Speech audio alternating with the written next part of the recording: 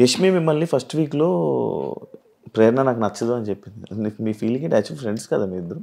లేదు అంటే మేము కొలీగ్స్.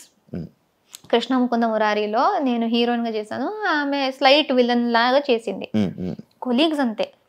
సో నాకు యష్మి సెట్ దాకే తెలుసు.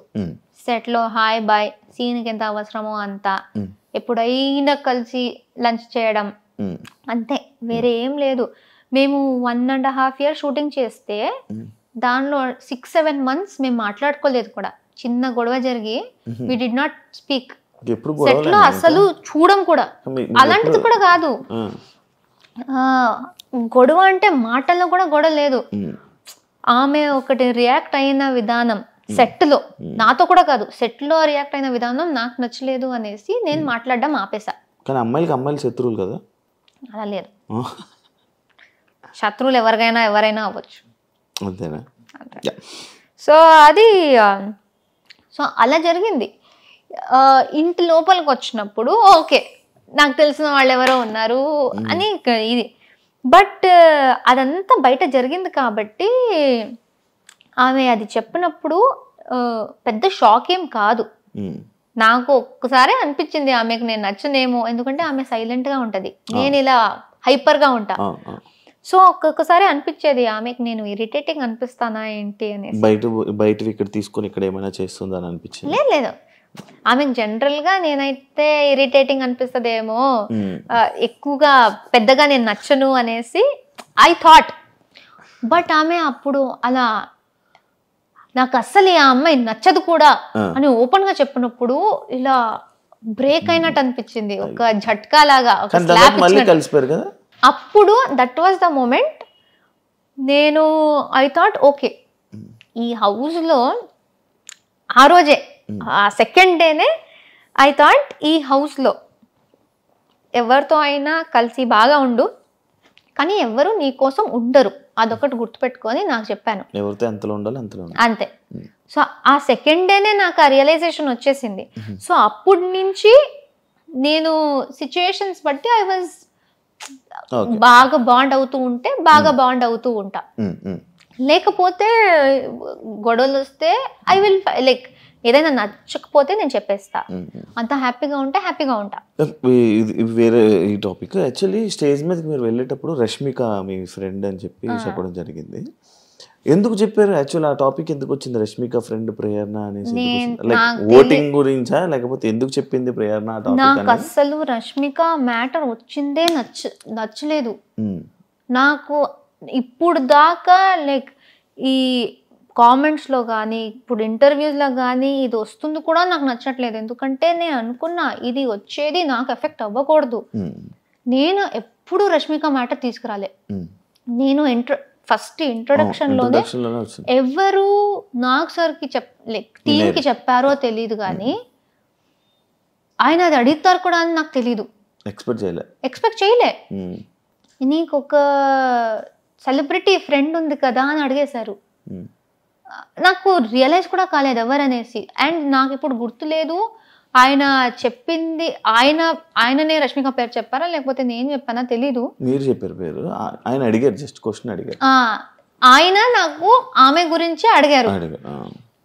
సో చాలా పెద్ద సెలబ్రిటీ, చాలా మంది తెలుసారంటే చాలా పెద్ద సెలబ్రిటీ మా ఇండస్ట్రీలో, నీకు ఆమె తెలుసు అన్నారు. అప్పుడు నాకు ఫ్లాష్ అయింది, ఓ రష్మిక. సో అది ఆయనకు ఎవరు దాని గురించి చెప్పారో తెలీదు. అండ్ అప్పటి నుంచి స్టార్ట్ అయిపోయింది ప్రతి ఒక్కరు నువ్వు దాని గురించి అడగడం. And I don't like it, ఎందుకంటే అది ఇలాంటి ఆమె ఇప్పుడు ఏ స్టేజ్కి వెళ్ళిపోయిందో, ఇప్పుడు బిగ్ బాస్ సంబంధించిన దాంట్లో ఈజీగా ఎవరైనా మిస్అండర్స్టాండ్ చేసుకోవచ్చు. రష్మిక గురించి మాట్లాడుతుంది అంటే పాపులారిటీ కోసమా అనేసి. నాకు అసలు వద్దు ఇది. నేను ఇప్పుడు కూడా వేరే ఇంటర్వ్యూ వాళ్ళు వస్తే రష్మిక గురించి ఏమైనా క్వశ్చన్ ఉంటే ప్లీజ్ నన్ను అడగకండి, ఎందుకంటే చాలా అయిపోతుంది. నేను మాట్లాడేది నా గురించి చాలా ఉంది. సో ఇది ఒకటి అడ్డం పెట్టుకుని మాట్లాడే అవసరం అదే. మీరు లోపలికి వెళ్ళేటప్పుడు ఆ సిచ్యువేషన్ లో ఎందుకు చెప్పింది, మళ్ళీ వీళ్ళిద్దరు రూమ్మేట్స్ అంట, దీని గురించి ఇప్పుడు ఆయన క్వశ్చన్ అడగకపోతే నాకు ఎక్కడి నుంచి వస్తుంది? సో వాళ్ళు అది ఎందుకు క్రియేట్ చేశారు? ఇప్పుడు సూర్య గారు వస్తే కూడా, సూర్య గారు వచ్చారు, ప్రతి ఒక్కరి గురించి వాళ్ళు ఇంట్రొడక్షన్ ఇచ్చారు. వీళ్ళు యూట్యూబ్ చేస్తారు, వీళ్ళు డాన్స్ చేస్తారు. నా మీద వచ్చినప్పుడు ఈమె రష్మిక చైల్డ్హుడ్ ఫ్రెండ్ అన్నారు. అసలు అప్పటి కూడా అనుకున్నా, అరే ఎందుకు అక్కడ ఎందుకు అది చెప్తున్నారు అనేసి. సో అది చాలా పాయింట్స్ లో అరే అవసరం లేదు కదా అనే పాయింట్స్ లో కూడా దాని గురించే మాట్లాడారు. సో ఐ డోంట్ నో, అంతే. అనుకున్నా అది వస్తూనే ఉంటది టాపిక్, అది వస్తూనే ఉంటది. ఎందుకంటే అది పెద్దది, ఇంకెక్కడి నుంచి అది కంటిన్యూ అవుతుంది. ఏం చేస్తారు మరి? ఇగ్నోరా? అంతే, ఇలా ఇగ్నోర్, నవ్వేసి అలా తెలిసేయడం.